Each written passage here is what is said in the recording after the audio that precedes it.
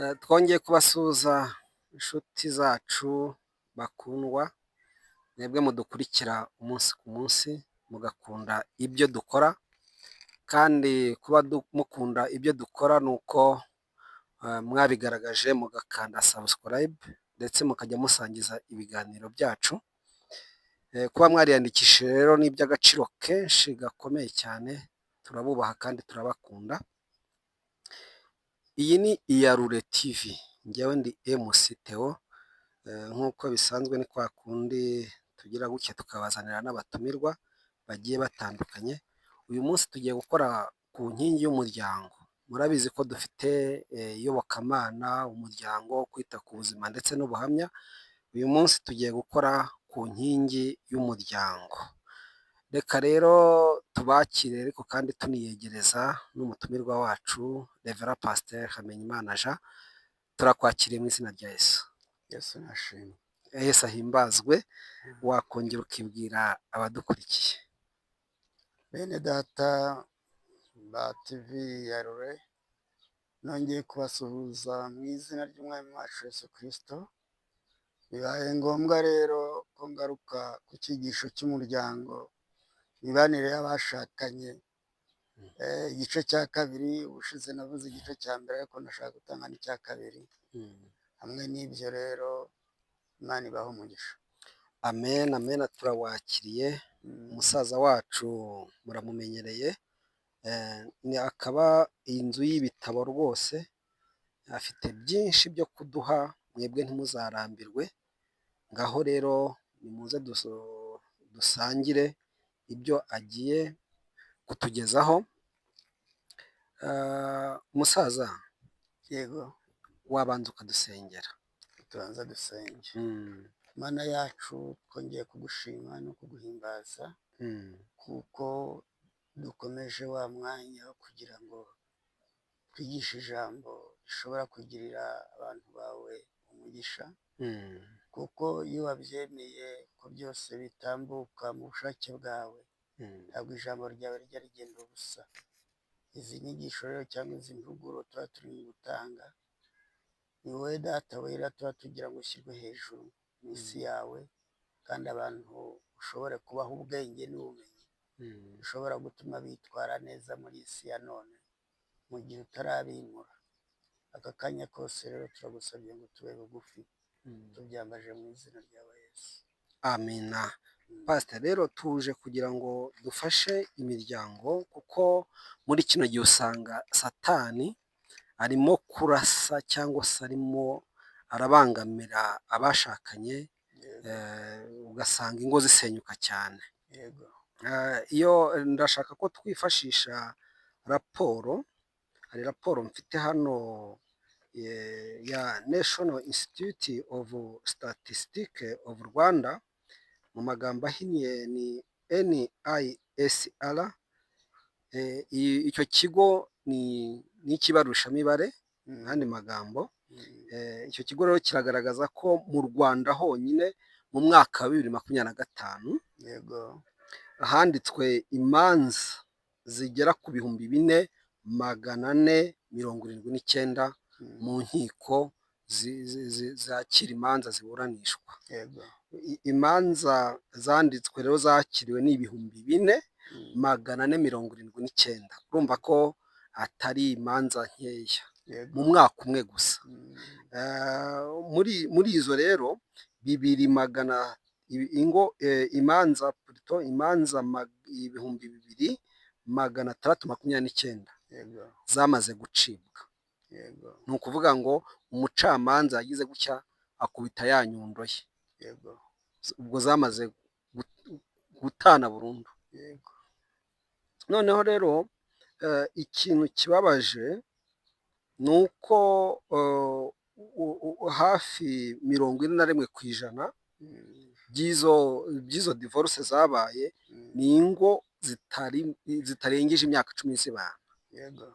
Urumva ni kwa kundi abantu bakora ubukwe rwose buhambaye, bufite amafaranga, bashoyemo byinshi, batumiye imiryango, ariko bwacya mu gitondo mu myaka 2-3 rukaba rurasenyutse. yego, Mu bigaragara rero urumva yuko umuryango ugeramiwe, niyo mpamvu tuba twabatumiye kugira ngo ahari wenda mufashe umuryango nyarwanda ubu butane rwose bugabanuke ndetse buzagere no hasi no munsi ya zero, niko twebwe twifuza. yego.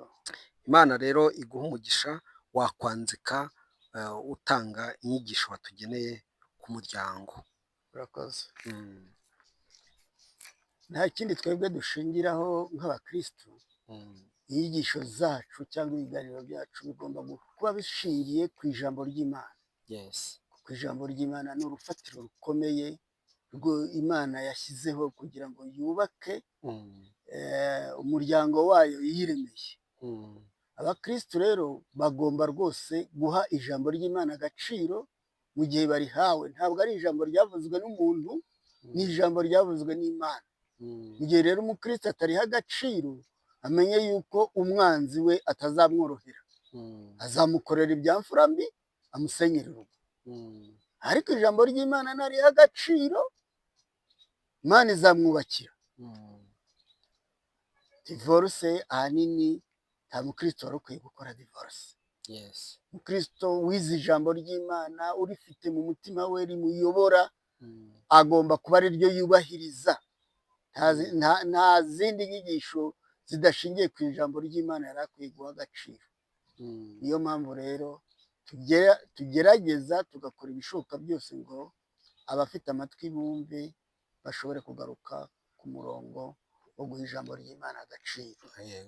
Tutagiye kure rero, reka dusomere ijambo riboneka mu Befeso ibice 5 umurongo wa 22 kugeza 31. Abefeso ibice 5 umurongo 22. Kadusome urwandiko Pawulo yandikiye Abefeso ibice ni 5 umurongo wa 22 kugeza 31. Yego. Bagore, mugandukire abagabo banyu nk'uko mugandukira umwami wacu, kuko umugabo ari we mutwe w'umugore we, nk'uko Kristo ari umutwe w'itorero, ari ryo mubiri we, ni nawe mukiza waryo. Ariko nk'uko itorero rigandukira Kristo, aba ariko abagore bagandukira abagabo babo muri byose.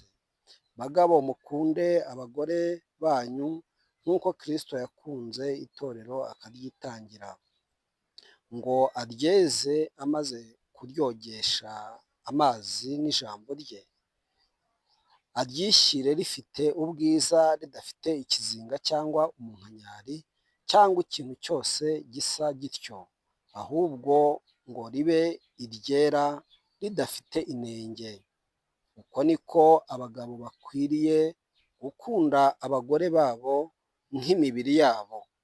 Ukunda umugore we aba yikunda, kuko ari nta muntu wakwanga umubiri we, ahubwo yawugaburira akawukuyakuya nk'uko Kristo abigirira itorero, kuko turi ingingo z'umubiri we. Nicyo gituma umuntu azasiga se na nyina, akabana n'umugore we, akaramata, bombi bakaba umubiri umwe. Ibyo ni ubwiru bukomeye cyane, ariko ibyo mvuga byerekeye kuri Kristo n'itorero. Nuko namwe umuntu wese akunde umugore we nk'uko yikunda, kugira ngo umugore nawe abone uko yubaha umugabo we. Amen. Urakoze cyane. Natangiriye ku mugabo kuko izi ngizi ni inshingano z'abashakanye, ariko ntangiriye ku mugabo kubera ko umugabo niwe ufite inshingano nini cyane yo kugira ngo umuryango ubashe kubaho neza. Umurongo rero wa 23 nk'uko umaze kubisoma, uvuga ko umugabo ari we mutwe w'umugore we, nk'uko Kristo ari umutwe w'itorero, ari ryo mubiri we. Umugabo rero niwe mutwe w'umugore we. Abagabo benshi aya magambo ajya batera kwishima, kuko bumva ko bagizwe abatware, ntibamenye ko ari ingorane kuri bo bahawe. Kuba responsable biravuna. Agomba kwigana nde rero umugabo kugira ngo iyi nshingano azayisoze? Agomba kwigana Kristo. Turebe umutima uranga Yesu, ari we mutwe wacu, turebe kuri uriya murongo wa 25. Umutima uranga Yesu umurongo wa 25 uravuga ngo bagabo mukunda abagore banyu nk'uko Kristo yakunze itorero akaryitangira. Yes, bagomba gukunda abagore babo nk'uko Kristo yakunze itorero akaryitangira. Mu yandi magambo, kuryitangira yarimeneye amaraso. Ubwo rero Kristo icyo ashaka ko umugabo agomba kwitangira n'umugore we, ku buryo no mu gihe cy'ibyago agomba kuba yamupfira mbere y'uko umugore ari gupfa mbere ye. uwo ni umugabo uvugwa. Ni umugabo uvugwa nk'uko Kristo yitangiye itorero. Umugabo amenye ko nawe agomba ategetswe kwitangira umugore we. Niyo haba haje ibyago bimeze bite, wakwemera gupfa mbere ye, ariko umugore wawe agasigara kuko uri umutwe we. Iri jambo ngo umutwe rijyana rite n'aya magambo 5 y'urufatiro rw'imibanire y'umugabo n'umugore twize ubushize? Umugabo rero, umutwe plutôt, niwe ugomba gukora kugira ngo izindi ngingo zose zibeho. Kuba umutwe w'urugo ni ukuba ari we ushinzwe gushyitsa ya magambo 5 twize ubushize y'imibanire myiza y'umugabo n'umugore. Ariyo mu ijambo rya mbere twize ko bagomba gufatanya no kuzuzanya. Barafatanya bakuzuzanya kubera iki? Kuko Imana yabaremye bombi mu ishusho yayo. Barareshya rero, barangana imbere y'Imana. Ikintu cyitwa gufatanya bagomba bagikora. Rya kabiri ni ukubahana. Niba Imana yarabashyize ku rugero rumwe, ikabubaha bose, ikabaha ubutware ngo bagende bategeke isi, uwo muntu nawe wahawe ubutware w'umudamu, icyo ugomba kumukorera ni iki? Ni ukumwubaha. Icya gatatu ni ugukundana. Ni ugukundana kubera ko Imana yakugiriye neza. Uwo mufasha yaguhaye nta handi yamukuye muri wowe. Uwo ni wowe. Numugirira nabi umenye ko ari wowe uri kwigirira nabi. Abagabo benshi njya mbona bakubita abagore babo, bakabadiha. Burya ni ubumenyi buke, ni ukutamenya uwo ari gukubita. Ni wowe uri kwikubita. Ugomba gukunda umugore wawe, nta mpamvu kumukubita. Ni ubumenyi buke ufite. Ariko umunsi ndaguhugura ngo uwo ni wowe. Mukunde rero. Icya kane ni ubumwe budakuka. Imana ishaka ko mugirana ubumwe, kuko Kristo niwe watugize umwe. Yaravuze ati bazaba umubiri umwe. Ntabwo mukiri babiri. Ubwo mutari babiri rero ugomba kugira gute? Kubaka ubwo bumwe, ntihagire ikibusenya. Icya gatanu ni ukugendera mu mucyo. Iri jambo kugendera mu mucyo twaryizeho, singiye kurisesangura cyane, ariko kugendera mu mucyo twarikuye ku ijambo ryavuga ngo Adamu na Eva bombi bambaraga ubusa ariko ntibakorwe n'isoni. Babanaga bambara ubusa ariko ntibakorwe n'isoni. Iya jambo rishatse kutwigisha iki? Kutagira icyo bahishanya. Ntabwo umuntu waje akwambariye ubusa wagereka kugira ibyo ujya umuhisha. Umenye ko ugomba kujya ukorera mu mucyo wa mugabo. wowe ufata ibintu bimwe ukabihisha ukabizimba, amafaranga ukayapfunyika muri porutemone, ukagendera mu bintu by'imico ya kera ngo umugore ngo amenya ngo icyo si ngombwa ngo kubwira umugore ngo utuntu twose ukagira uburyo umuhisha, ngapfa kuba namuhahiye gusa, agapfa kuba yamuhahiye, ibindi ntagomba kubimenya. Ntabwo ari byo, uwo ni wa muco mubi uturuka kuri Satani, kandi ndaza kubirondora uburyo imico nayo idutegeka ikatwicira ubukristo. Muri make rero nagira ngo mbibutse aya magambo 5 ari rwo rufatiro rw'urugo rwa gikristo. Haleluya, amen. murumva ko iyo bimwe muri ibi 5 bibuze, Imana izabibazana. Muri ibi 5 bibuze, izayibaza wa wundi yagize umutwe, ari we mugabo ushinzwe kubera umugore we umuyobozi mwiza. Umugabo agomba guharanira ku buryo ruriya rufatiro hatagiramo ikintu na kimwe gipfa. Imana nishimwe, amen. Icya kabiri, noneho tugiye ku nshingano zirebana umugore. Umugore ategetswe kugandukira umugabo we. Umurongo wa 22 niko watubwiye, uvuga ko ngo bagore mugandukira abagabo banyu nk'uko mugandukira Kristo. Ni ukuvuga ko umugore ategetswe kugandukira umugabo we nk'uko agandukira umwami wacu. Ijambo kuganduka bishatse kuvuga kubaha no kumvira. Abagore bakijijwe kubaha Kristo no kumwumvira usanga bari mu ba mbere mu bantu babana mu itorero gukora ibyo umwami ategeka.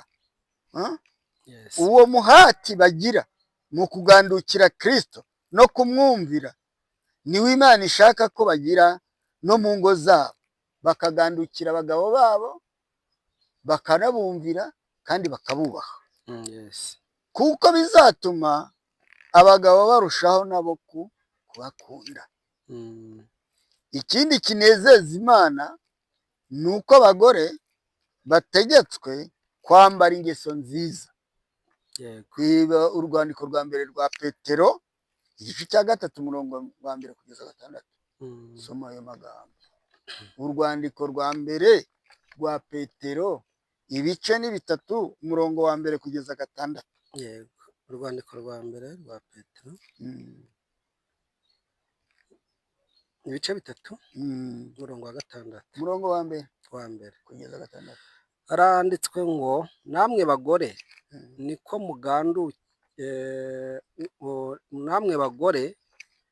nuko mugandukira abagabo banyu, kugira ngo nubwo abagabo bamwe batumvira ijambo ry'Imana bareshywe n'ingeso nziza z'abagore babo, nuko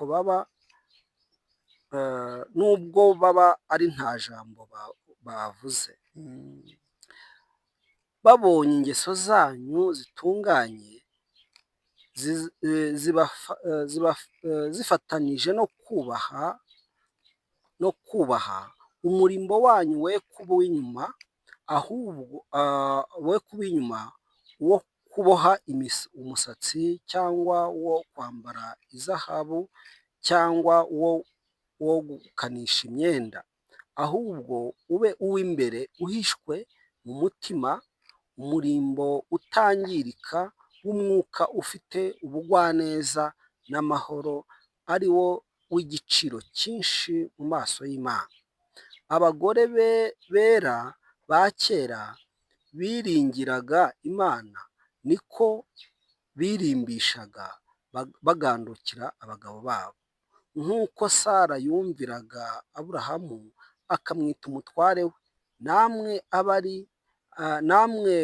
Namwe muri abana b'uwo, niba mukora neza, ntimugire ubwoba bubahahamura.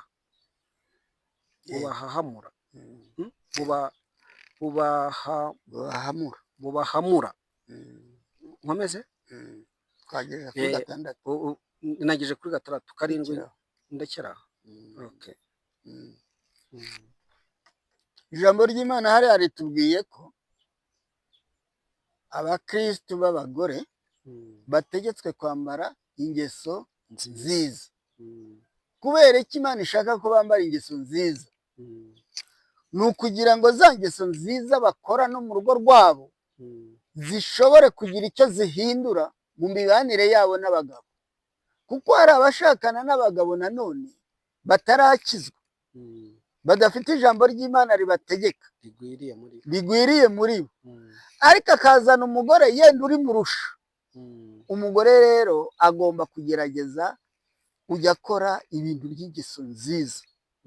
Nabikora bizareshya wa mugabo, kugira ngo bireshye umugabo we, noneho bitume wa mugabo nawe yemera guhinduka kuba umukristo. Ibyo binezeza Imana cyane. Imana nishakira umuntu ishobora kuguhuza n'umugore ukijijwe kukurusha, wa mugore akazakubera umugisha wo gutuma winjira mu bwami bw'Imana. Abagore bamwe rero bita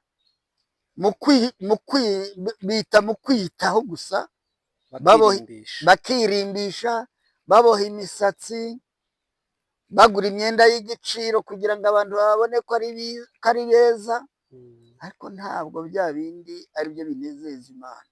Umurimbo wabo Imana ishaka gushaka kuba uw'imbere, kuko wa wundi w'imbere niwo Imana ibona ikarushaho kumwishimira.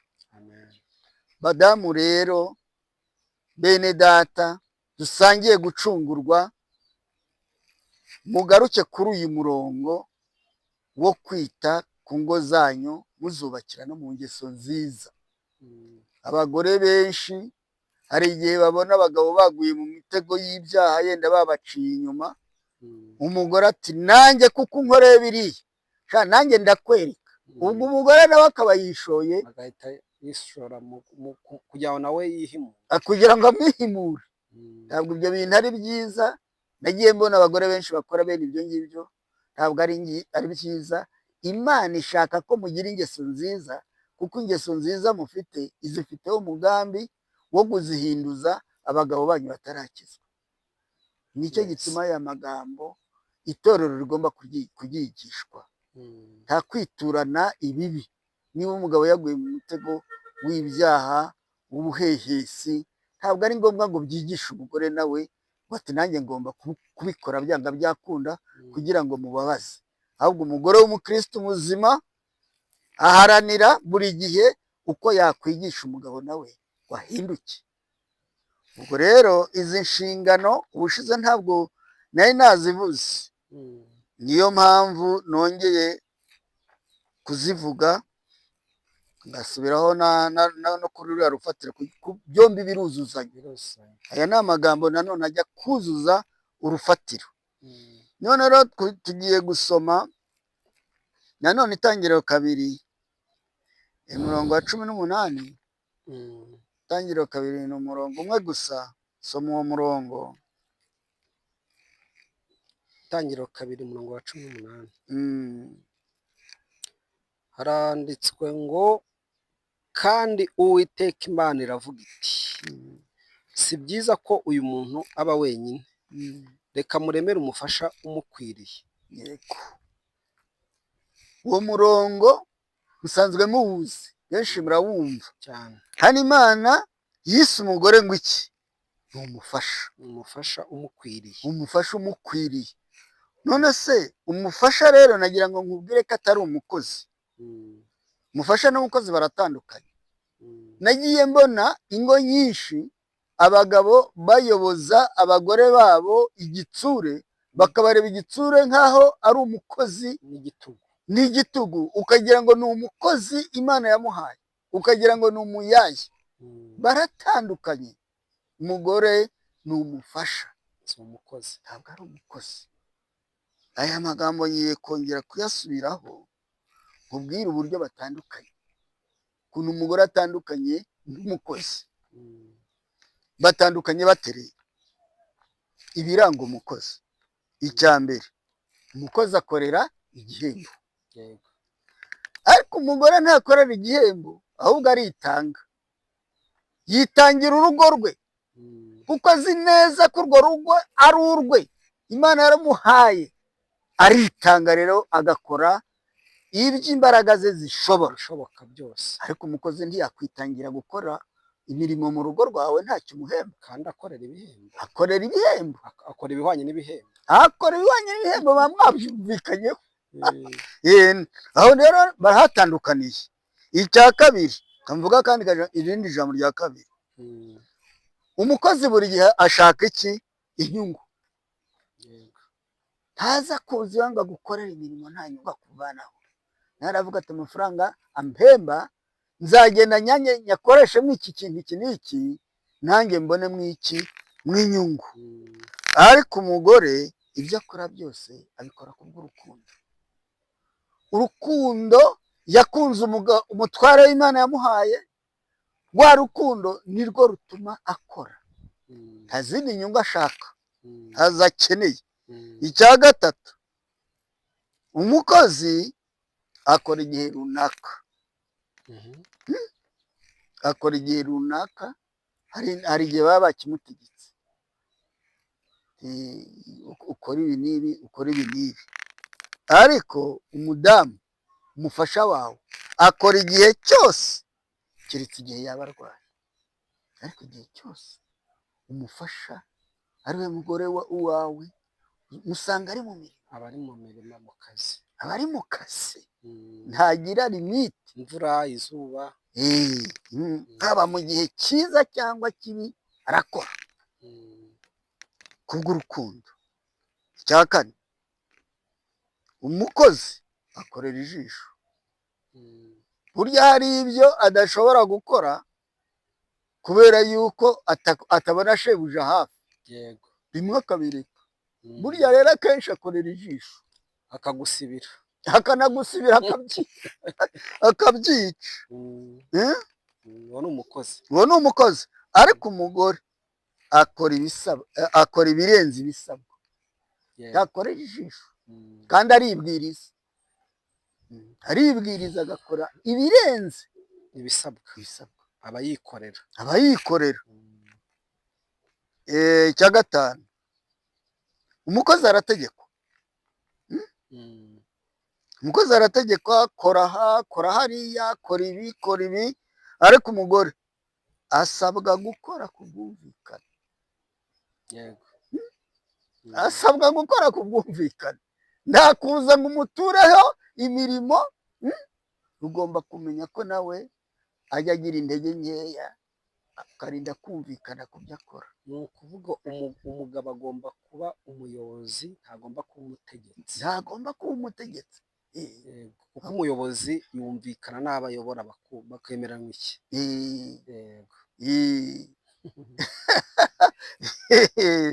Asabwa rero gukora ku bwumvikane. Yewe uze kuza kumesera turiya twenda, uze kuza kundebera ziriya nkweto nazo nabonye zisa n'izanduye, ni ku bwumvikane, si ku butegetsi. Amen. Icya gatandatu, umukozi arasuzugurwa. Umukozi arasuzugurwa.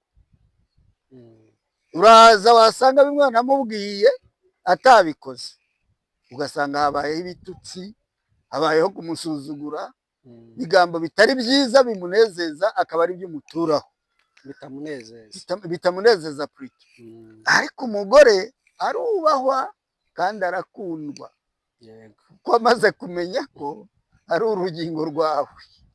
Marangamutima ya Adamu yari afite ishingiro, amaze kumubona ayo marangamutima ajya kwibutsa, noneho mbonye uwo duhwanye, uyu ni igufa ryo magufa yanjye, nakara komara yanjye, azitwa umugore kuko yakuwe mu mugabo, yakuwe muri jye. Ayo magambo rero ajya kwibutsa ko Adamu cyatumye yavuga, yamugiriye urukundo ruhebuje. Yamugiriye urukundo ruhebuje. Noneho habonetse uwo tudahwanye. Uwo mudahwanye rero agomba kubahwa, ntabwo agomba guteshwa agaciro. niyo mpamvu Imana yamuduhaye umufasha ukwiriye. Mwubahe rero.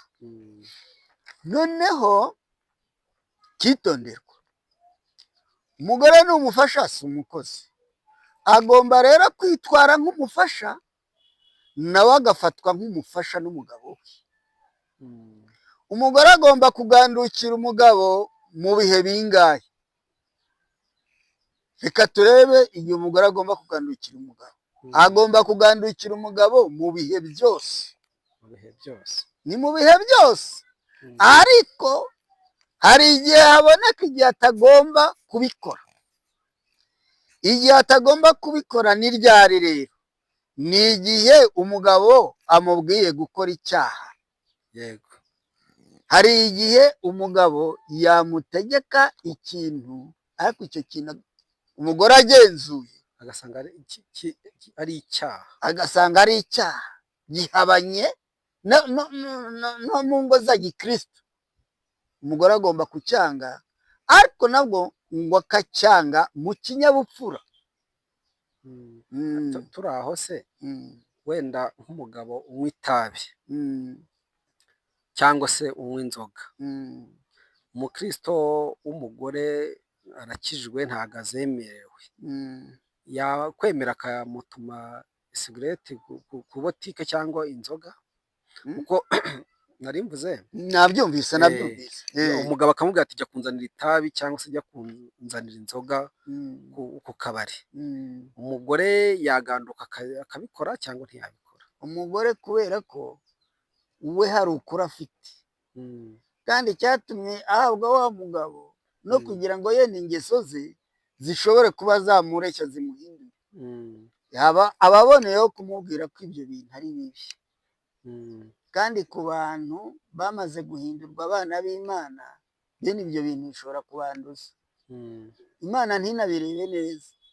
Watinya bwa mbere n'Imana ye. Mwanditse ubwo ntiyabaganze pasite? Ntiyabagandiye umugabo mu gihe amutumye ati jya kunzanira itabi cyangwa akajya kurigura kuri butike? Ntabwo ari byo. Ntabwo byaba ari byose. Nta kuganda bamugandiye, ntabwo. Agomba kumusubiza mu kinyabupfura. Nagira ngo wenda nk'icyaha kivugwa, wenda ni nk'icyaha kirebwa n'amategeko ya leta, wenda tuvuge wenda azanye inkoko yibye, nawe abizi ko yayibye, akamubwira ati yibage tuyirye. Icyo ngicyo wenda avuze ati we ni icyaha. Ariko nibaza ko wenda amutumye agatabi mu rwego rwo kumwerera imbuto atamusuzuguye, ntiyakazana hari ubwo yaba ari nyweye. Ega burya kubwizanya ukuri ntabwo kwica umubano. Amubwira ashingiye ku ijambo ry'Imana yigishijwe. Twebwe twubaha Imana yo mu ijoro kurusha ibindi byose. Yego. None se wa mugore tuvuge niba afite nk'umwanya wo kuyobora abandi mu itorero, nko mu cyumba cy'amasengesho, bazamubona ari mu kugura amatabi muri butike, ari mu kugura inzoga, wa mugore azaba agifite ijambo avuga hagati ya bene wabo? Ni ikibazo. Ubwo ngubwo bitewe n'uko uwo mugore akorana n'Imana, bitewe n'umubano bafitanye, uwo mugore agomba gusengera n'ibyo ngibyo uwo mugabo ntabe yagira imbaraga zo kubimutuma, kuko azi ko ari umukristo, kuko azi ko ari umukiranutsi. Ahubwo uwo mugabo yamubona akajya ahinda umushyitsi. Tugomba rero kwiringira ubutware Yesu yaduhaye. Nta cyaha uwo mugore yaba akoze, kuko hari igihe umugabo yajya abyishyiraho kugira ngo amutege imitego, amugore cyangwa se amugerageze. Yego. Kuko rero umugore yemerwa n'Imana azishingikiriza ku Mana ye, abyange, kandi ntacyo bizamutwara. Ntabwo umugabo yamurega ko yamusuzuguye. Amurega kwande? Amurega kwande? Kwa nyumba kumi kwa mudugudu. Reka ibyo nta mbaraga byagira. Erega abanyabyaha burya ntibakabatinye, nta mbaraga bagira. Kuko imbaraga ziba mu bana b'Imana iyo twayubashye ziruta izabo. Yamusengera bikayoyoka, ntabone imbaraga zo kujya kurega. Nta butware budashingiye ku Uwiteka twagira icyo bugutwara. Twihute ku ntego zacu. Twagiye rero, twihute. twavuze ko ari mu bihe byose uretse yari igihe mu rwego gukora iki icyaha, akabyanga nanone mu kinyabupfura. Umugore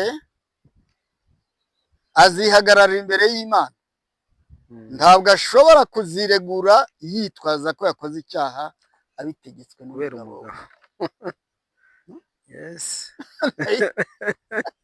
Unabisikiye impamvu? Ninasikiya.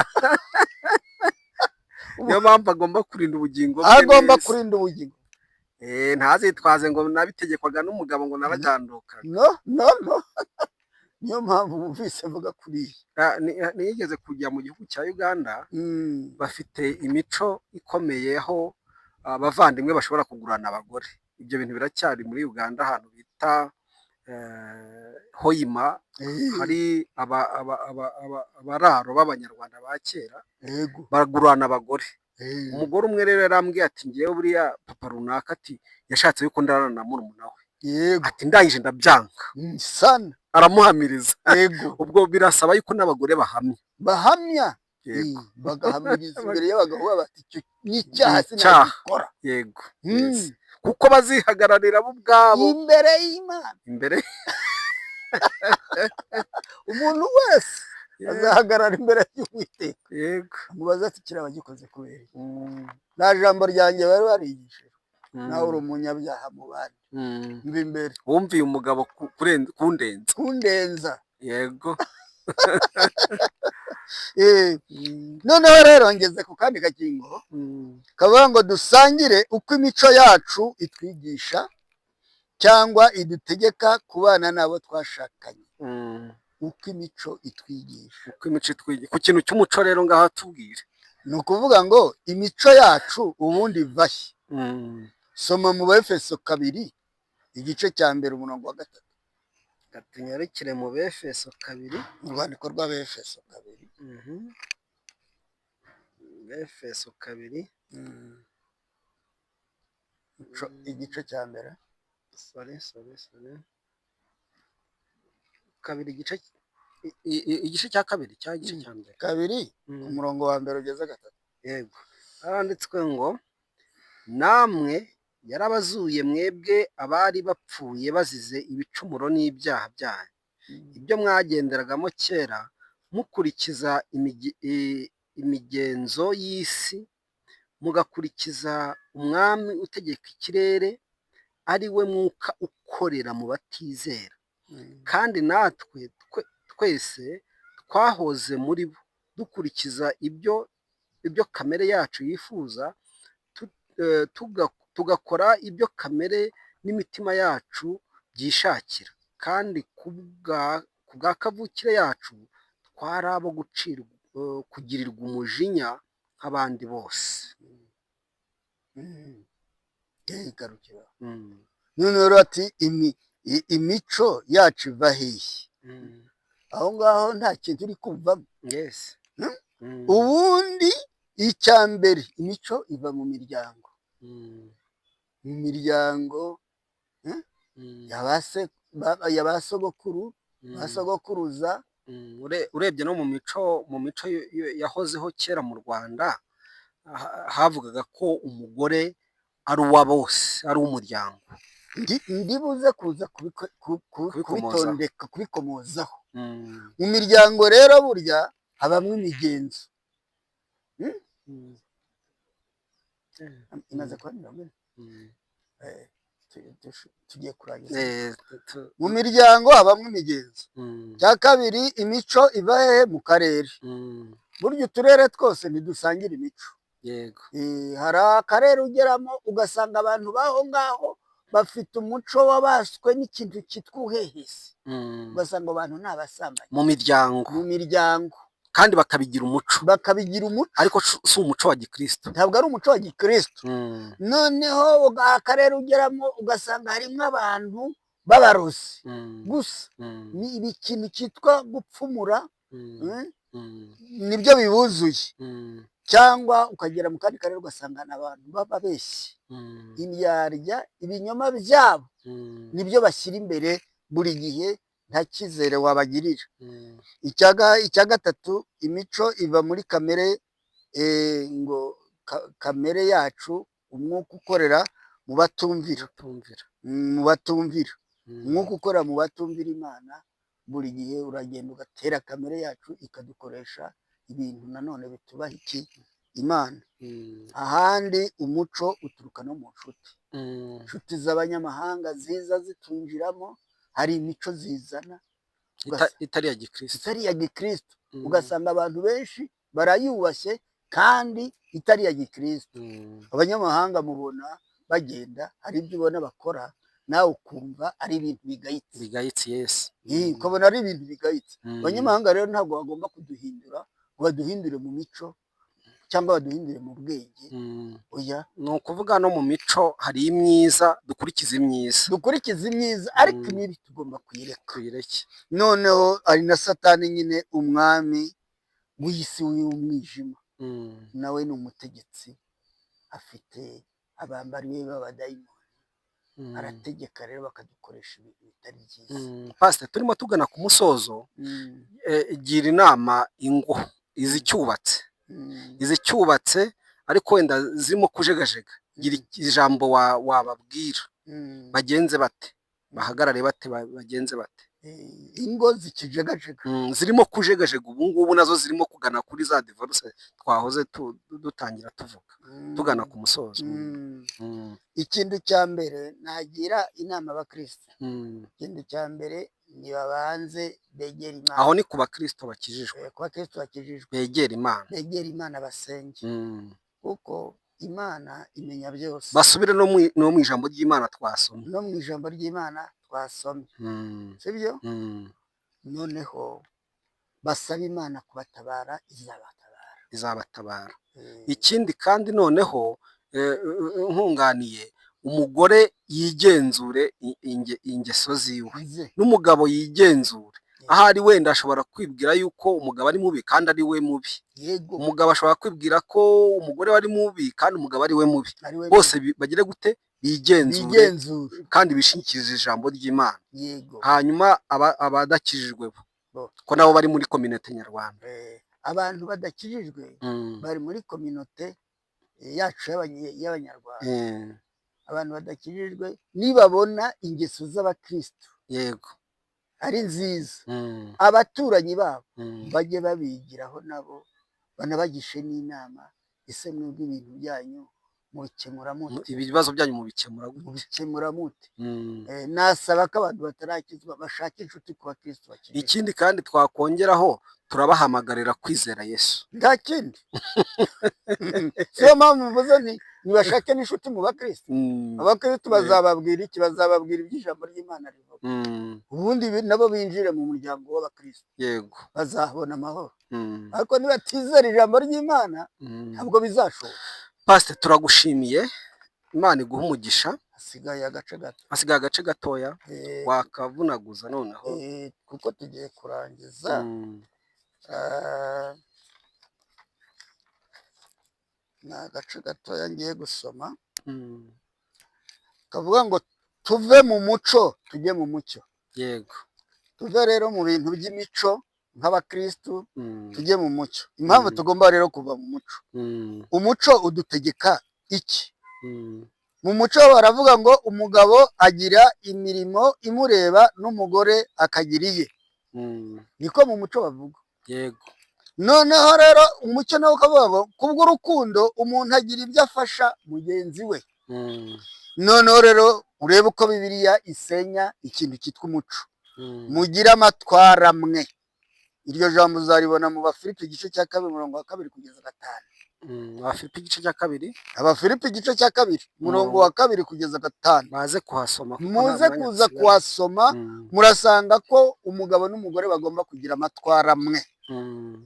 Ntawe ugiriye imirimo, byose bikorwa n'amaboko. Icyo umuco wongera kuvuga ku ijambo rya 2, ngo umugore ni uw'umuryango, ari bwo bwa wavugaga. Umugore se ni uw'umuryango gutya. Umuco uravuga ngo umugabo n'umugore bagomba kuba umuntu umwe, sibyo? Bibiliya rero isenya iby'umuco ubeshya ngo mu Bakorinto ba mbere igice cya 7 kubwo kwirinda gusambana. buri muntu wese agire uwe mugore, buri mugabo agira uwe mugore, n'umugore agira uwe n'umugore agira uwe mugabo. Ibyo nibyo biturinda ubusambanyi n'ubuhehesi. Iby'imico rero yigisha ni bibi. Ngabo wambwiye uwo mugore yagize neza, ririya jambo yarahamije, afite ijambo ryo guhamya, ko umugore ni uw'umuryango, ntabwo ari byo. None rya 3 mfatiraho urugero, abaturanyi ngo babyarana abana basa. Urumva umuco ugumye gushyigikira bwa busambanyi. Aya magambo rero niyo bagenda bakabwira abantu badakijijwe, b'abagore badakijijwe, bakabyemera nyine bakaryamana, ngo ariko n'umuco wacu uvuga yuko abaturanyi babyarana abana basa. Nuko babaga bahehese n'ubundi basangiye abagore. Ngo icyo Imana idushakaho ni ukuba abaziranenge. Yego, icyo ni cyo umucyo uvuga. Noneho mu Batesalonika ba mbere umurongo wa 4, Batesalonika ba mbere igice cya 4 umurongo wa 7 kugeza 8, haratubwira ngo Imana ntiyaduhamagariye kwanduzwa. Yego, ntabwo abakristo twahamagariye kwanduzwa. Nibakuzaniraho inyigisho z'umuco, bakubita hasi ubereke uko Bibiliya ibisenya. Cya 4, umuco udutegeka gutandukana n'abo twashakanye. Abo mu muco barabyemera, ibyo ngibyo bya divorce barabyemera, ariko umucyo wacu uravuga ngo mubane n'abagore banyu akaramata. Sibyo? Bibiliya ikabishyigikira igira iti umugore ye kwahukana n'umugabo we, mu Bakorinto ba mbere igice cya 7 umurongo wa 10 kugeza 12. Sibyo? Ku ijambo rya 5 yenda ari naryo nanagarukaho, kuko ayo magambo yose ntabwo nayatondeka, tugana no ku musozo kubw'igihe. Umuco uravuga ngo umugabo ni umwami, niko umuco wigisha. Ariko umucyo ukavuga ngo umugabo si umutegetsi. Uwo ni umucyo uvuga, uwo ni umucyo ubivuga, ariko umuco we uba wamwise umwami. Ariko umucyo ukavuga ngo umugabo si umutegetsi. Mu Befeso 5 ku murongo wa 23 hatubwiye ko umugabo ari umutwe utekerereza umugore akamwitangira. Umugore rero by'umuco, ese dushyigikire umuco aba ari we twubahiriza cyangwa twubahiriza iki? Twubahiriza iby'umucyo uvuga. Twubahiriza iby'umucyo uvuga, kandi umucyo niwe Kristo. Pastor, Imana iguha umugisha ku bw'aya magambo meza utubwiye, kugira ngo ahari wenda abantu bazazira ko batumviye, ariko kumva ko barumva. Twashyira ku musozi iki kiganiro udusengera, turagize Imana. Imana nishimye. Mana yera, Mana y'urukundo, se umwami wacu Yesu Kristo, umubyeyi ukunda abantu yiremeye, turagusenze muri aka kanya kugira ngo ijambo ryawe ugende urigeze ku bantu bawe bose ushaka, kuko abantu bose baremwe mu ishusho yawe, n'abariya batarakuyoboka ngo babe abakristu nabo urabakunda, kuko umuntu wese mwami uba warateganije igihe uzamuhindurira. Birashoboka ko n'izi nyigisho ziri gutangwa kuri iyi TV ya Ruretigo zishobora kugera kuri bamwe mwami, nazo zikabahindurira kwitwa abana b'Imana, maze ingo za benshi ziri mu gusenyuka zikongera zikubakwa. Ijambo ryawe ni iry'imbaraga, turarikunda kandi turaryemera. Ngaho guhera kuri uyu munsi wa none, kingura imitima y'abagiye kumva iki kiganiro, maze natwe tuzagushimira ubwo tuzabona ingaruka z'abatwandikira yenda badushima ko bagiye bafashwa n'inyigisho twatanze. Ugumye kubana natwe twese kugeza iteka ryose, yamaje mu izina ryawe ryera. Amen. Amen. Amen.